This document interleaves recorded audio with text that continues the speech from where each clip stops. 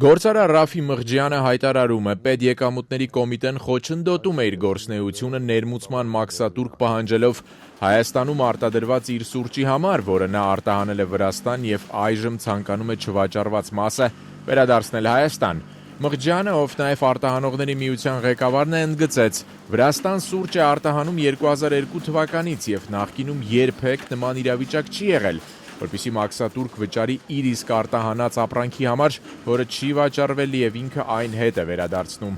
Գործարարի խոսքով բացատրությունները, թե ինքը չի կարող զբաղվել սուրճի ներմուծմամբ, որովհետև այդ նույն սուրճը ինքը արտադրում է Հայաստանում, որևէ ազդեցություն չի գործել ՊԵԿ-ի պաշտոնյաների վրա։ Իրենք բացատրում են հետևյալ ձև, իրենք մաքսատուրք վերցնում են նրա համար, որովհետև վրացական կողմը տվել է այդ ապրանքի սերտիֆիկատը ոչ որպես վրացական ապրանք, այլև հայկական ապրանք։ Այսինքն իրենք կարող էին մաքսատուրք չվերցնեն ինձանից, եթե դա զուտ վրացական ապրանք լիներ, հետքով են արտադրված լինել Վրաստանում եւ ոչ թե ուրիշ տեղ։ Բայց այդ աբսուրդի ժանրից չի, եթե դուք հայկական ապրանք, հետևաբար Հայաստանում ես արտադրում, ինչու պետք է դու ներմուծես այդ քո ապրանքը դրսից։ Ամենամեծ աբսուրդն է, որովհետև ես ասում եմ ցեզի, SNG-ի օրենքով, բացի դրանից մենք պայմանագիր ունենք Վրաստանի հետ, որ մենք իրար հետ մեր ամեն մեկի ծագում ունեցող ապրանքը, այսինքն ամեն ինչ փոխադարձ է այստեղ։ Եթե հայկական է, Վրաստանը չի վերցնում։ Այդ նույն հաջողությամբ այդ ապրանքը գնացել այստեղից Վրաստան, վրացի մաքսատուրք չեն վերցրել այդ ապրանքին։ Բա ոնց եղավ, որ հետեկանք Հայաստանում հայերը հայկական ապրանքի մաքսատուրք են վերցնում։ Սա աբսուրդի ամենամեծ գագաթնագետն է, ես կարող եմ ասել։ Ըստ Մղջյանի, ՊԵԿ-ը իրենից պահանջում է վճարել 1.400.000 դրամ մաքսատուրք։ Այստեղ առաջին հերթին բյուջեն բավականի լուրջ իրավիճակում է, բյուջեն լցնելու խնդիր կա։ Պետեկամուտների կոմիտեից առայժմ չեն արձագանքել Ազատության հարցմանը։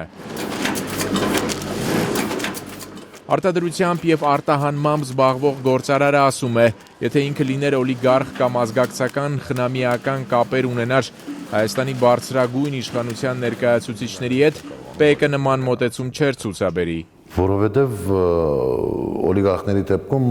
բոլորովին ուրիշ է վերաբերմունքը, բոլորովին ուրիշ է այդ պրոցեսների ընթացքը։ Ես ցավով եմ ասում, բայց սա իրականություն է, որ ես պետք է արտահայտվեմ ժամանակին այսպեսի բան էինք մտածում, որ եթե օլիգարխների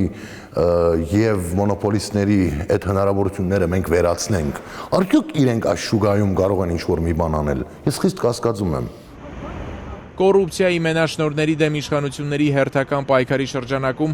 վարչապետ Հովիկ Աբրահամյանը ընդամենը օրեր առաջ էր պահանջել պետեկամուտների կոմիտեից հավասար պայմաններ ստեղծել գործարարների համար, անցած 5 կառավարության նիստում հայտարարելով. Պետական եկամուտների կոմիտեին նաև հանձնարարություն, որպեսզի հարկան եւ մաքսային հավասար պայմաններ ստեղծվեն բոլոր